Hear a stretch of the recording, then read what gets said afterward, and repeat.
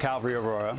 I'm Kent Nolly, Director of Terebinth Ministries and Outreach of your church. And I would like to update you on what Terebinth Ministries, along with your prayers and support, is doing during this pandemic and here in Uganda. I also want to give you an opportunity to know our needs that we are facing and an opportunity to pray and assist if possible. So as the coronavirus has entered Uganda mid-March, the government has essentially shut down the country, which obviously has hit the economy. And with no transport, all non-food stores closed down, and businesses closed, the majority of the Ugandan people are out of work. This has some severe repercussions here as people live day by day and don't have the means to save up or stock up. Also, there are no unemployment benefits, food banks, soup kitchens to fall back on. And to make matters more difficult, a second locust invasion since January is projected to cause a major food shortage for Uganda as well as all of East Africa. Of course, times are difficult and uncertainty looms over all of us, but let me encourage you, this isn't a time for us to cower in fear of the unknown, letting anxiety take charge and rule over all of us. This unfortunate circumstance is an opportunity for us as a church to be unleashed with power, to do what we are called to do, to bring hope by communicating the gospel, to feed the poor, to give compassion to the hurting. Christians have always been first responders in times of crisis, and we have one on our hands, which gives us an opportunity to respond. So this is how Terebinth is responding through your prayers and your support. Our pastoral school has been closed due to the government mandate, so we're taking our time and our resources to tell as many people as possible by going to the airwaves to reach thousands through the radio.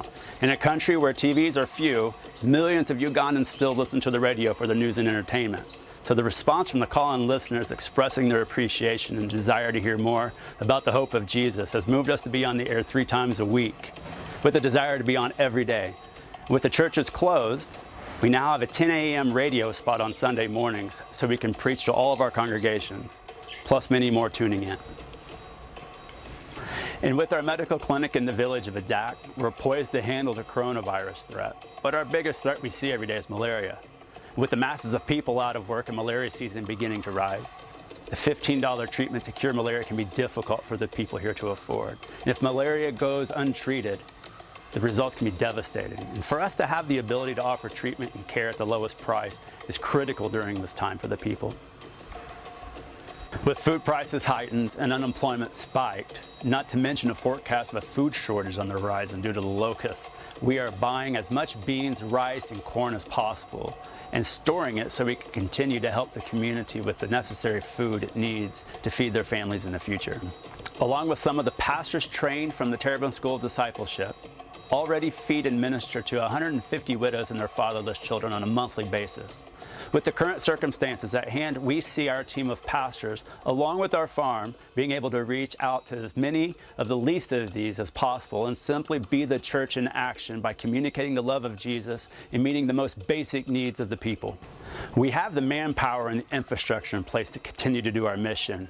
But we can do more. If you want to partner with us financially so we can reach many more people with the gospel, with medicine and food, you can give financially through our website at terebinthministries.net or through our church giving boxes by putting Terebinth Ministries on the church giving envelopes. 100% of your donation will go directly to help the Ugandan people. And we want to thank you for your prayers and support. And may the Lord continue to bless you, keep you, cause His face to shine upon you. Amen.